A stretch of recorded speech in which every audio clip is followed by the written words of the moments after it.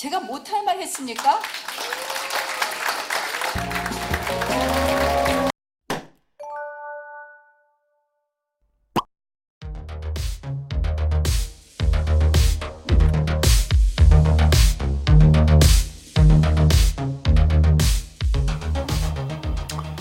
안녕하십니까. 지금 보신 짧은 영상은 한국당 나경원 원내대표가 지난 3월달이죠. 대구 영남일보 CEO 아카데미 특강을 와서 했던 말입니다. 제가 못할 말 했습니까? 뭐냐면은 특강을 한 그날 국회에서 원내 교섭단체 대표 연설이 있었습니다. 그 자리에서 나경원 원내대표가 문재인 대통령이 김정은의 수석 대변인 같아, 이렇게 논란이 막 일어났죠. 수석 대변인, 대통령이 김정은의 수석 대변인 같아, 상당히 논란이 일어났고, 그날 저녁에 대구에 와서 CEO 아카데미 특강을 하면서 제가 못할 말 했습니까? 이래서 또 다시 화제가 되었습니다. 그런데 나경원 원내대표 요즘은 연일 유승민 바른미래당 의원에게 러브콜을 보내고 있죠. 그리고 기승전 유승민, 계속 유승민 의원 이야기를 하고 있습니다. 이 말에 대해서도 상당히 논란이 일어났는데, 지금 나경원 원내대표의 심정이 아마도 그때와 똑같이 제가 못할 말 했습니까? 이 심정인 것 같습니다. 계속 같은 이야기를 하고 있습니다. 일단 나경원 원내대표가 쏟아내는 유승민에 대한 러브콜 내용을 몇 가지만 소개를 드리면 이렇습니다. 유승민 의원과 통합을 안 하면은 한국당에는 미래가 없다. 이 말에 대해서는 조금 또 비판적인 시각도 있습니다. 통합 안 한다고 한국당에 미래가 가히 놓는 것이냐, 그런 말도 있지만, 어쨌든 나경원 원내대표는 이 유승민 의원과의 통합을 굉장히 중요하게 생각하고 있는 것이죠.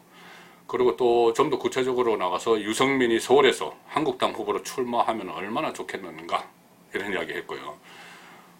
특히 서울의 특정 지역구에 전략 공천을 하면은 성산이 충분하다, 여기까지 나갔습니다. 그리고 손학규 대표가 당을 나가면 유승민 의원과 통합을 논의하겠다. 전제 조건으로 바른미래당에서 손학규 대표가 나가라는 이야기죠. 그러면은 유승민 전 대표가 비대위원장을 하든 해서 당대당 통합을 하겠다는 건데, 어쨌든 그것은 추후의 문제고 절차적인 문제고, 개별 탈당을 하든 당대당 통합을 하든 바른미래당과, 그러니까 손학규 대표를 비롯한 당권파, 그리고 국민의당에서 넘어온 호남파를 뺀 바른 정당계와 통합을 하겠다는 의지는 확실한 것 같습니다. 자, 이렇게 되니까 일단 유승민 의원 반응이 궁금하죠. 유승민 의원 기자들 만나서 전화한 적도 없고 만난 적도 없다, 원론적인 이야기를 했는데, 보도자료까지 냈습니다. 그 해명을 했는데, 나경원 원내대표를 만난 적도 없고 통화한 적도 없음을 분명히 밝힙니다, 이겁니다. 그러니까 말을 아낀 거죠. 한국당과 통합 안 한다, 이런 이야기 안 했습니다. 나경원 원내대표 혼자 생각했다, 이런 말도 안 했습니다. 여지를 남겨놓은 거죠. 자, 이렇게 되니까 보수 또 중도 우파 이 야권에서는 발칵 뒤집혀졌습니다. 당장 손학규 바른미래당 대표가 발끈했죠. 손학규 대표는 유승민 의원을 비롯해서 당권파들, 비당권파들, 특히 유승민 의원이 자신을 쫓아내려고 한다고 생각을 하고 있습니다. 그래서 이 나경원 원내대표의 말에 나오니까 이렇게 했죠. 아마도 유승민 의원이나 내지 유승민 의원 계열과 나경원 원내대표 내지 자유한국당이 좀 구체적인 이야기가 많이 진행되고 있구나 생각했다. 자신을 쫓아내고 남아있는 바른정당계와 한국당이 합치는 시나리오가 착착 진행되고 있다는 이야기죠. 그러면서 나는 못 나가니까 유승민 의원이 갈 테면 혼자 가라, 또 이렇게 이야기를 했습니다. 그렇지만은 어쨌든 상당히 긴장하는 모습이죠. 잘못하면은 이 껍데기만 남기고 빠져나갈 수도 있습니다. 그리고 또 한국당 내에서는 당연히 반응이 엇갈리죠. 박근혜 전 대통령 탈당 당시에 바른정당으로 갔다가 돌아온 장제원 의원 같은 이 복당파들은 이것을 적극적으로 환영을 하고 있습니다. 다시 합치는 것을 환영을 하는데, 반면에 친박계 쪽에서는, 김진태 의원 같은 친박계 쪽에서는 나경원 원내대표가 월권을 하고 있다, 한교안 대표와 상의를 했느냐는 이야기죠. 친박계와 상의 안 했다는 이야기죠. 그렇게 이야기하면서 유승민 의원이 오겠다는 의사를 밝히지도 않았는데 괜히 건드려서 몸값만 올려주는 거 아니냐. 자, 이렇게 그 감론 을박이 한국 사회에서 벌어지고 있습니다. 여기서 제가 혼란스러운 이야기를 한번 풀어볼 텐데요. 왜 나경원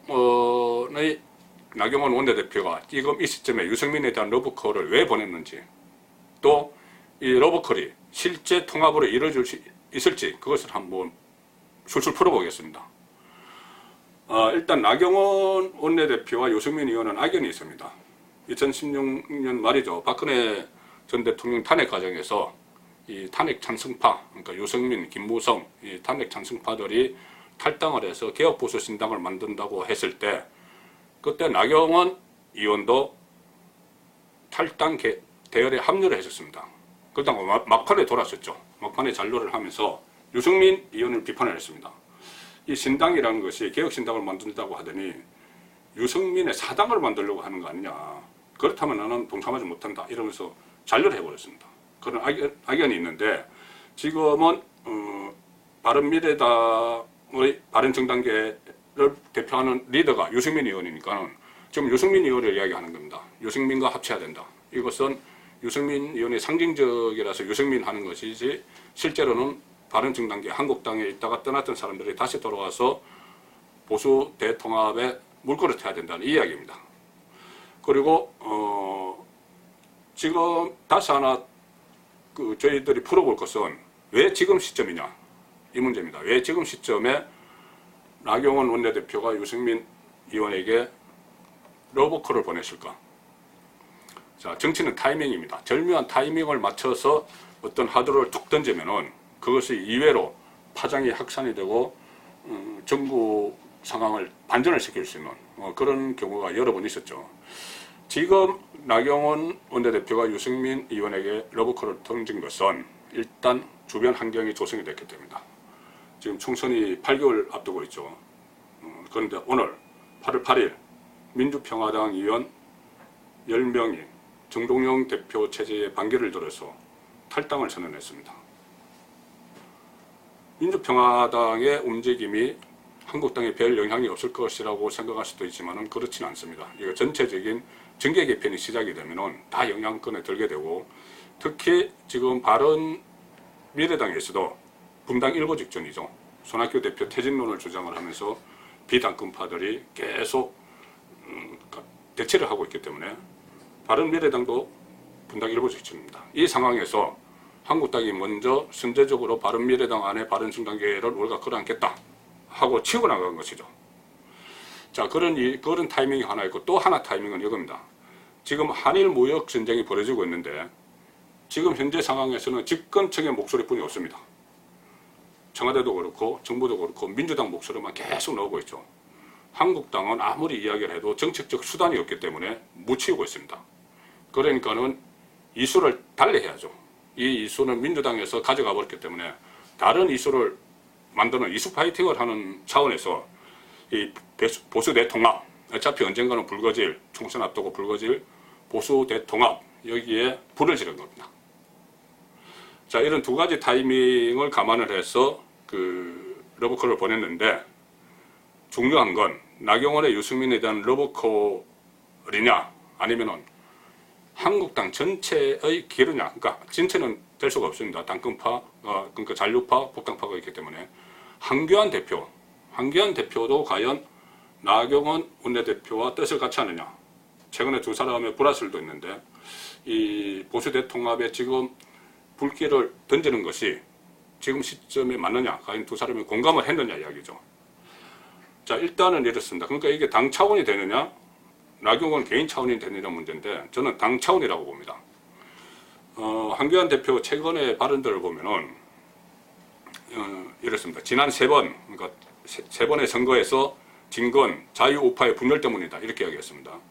그러니까 대통령 선거, 지방선거, 또 창원 재보선 이런 데 진 것이 우파가 분열을 했기 때문에 진 것이다.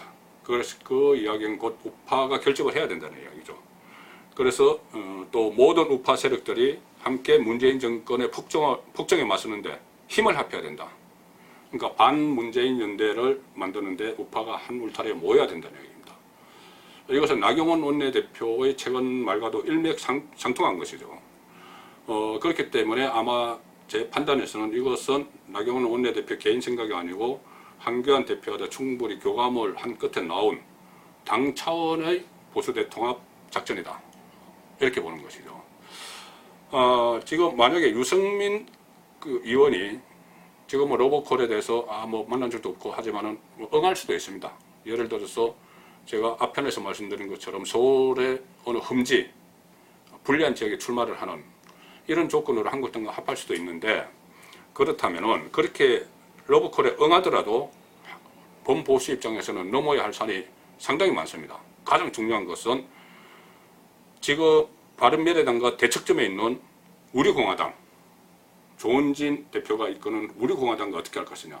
우리공화당은 그냥 우리공화당이 아닙니다. 어석두석의 우리공화당이 아니고 박근혜 전 대통령을 지지하는, 여전히 지지하는 태극기 세력을 끼고 있기 때문에 우리공화당과 태극기 세력을 어떻게 할 것이냐. 이 세력은 유승민 의원과 완전히 대척점에 있기 때문에 같이 모으는데 상당한 어려움이 있을 겁니다. 그렇다고 한쪽을 떼놓고 가면은 그것은 보수대 통합이 아니고 다시 내년 총선에서 분열이 되기 때문에 이것이 지금 한국당 지도부 투톱의 딜레마죠.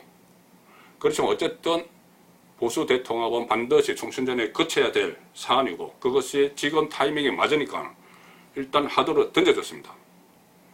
이 하도를 살려서 과연 총선 전까지 여러 가지 어려움이 있겠지만은, 명분에도 맞지 않겠지만은 실리를 선택을 하면서 보수 대통합을 이뤄 나갈 수 있을지, 지금 그것은 하도를 던진 한교안, 나경원 투톱의 정치적 역량, 리더십에 달려있다. 그렇게 보고 있습니다. 송국근의 혼술이었습니다.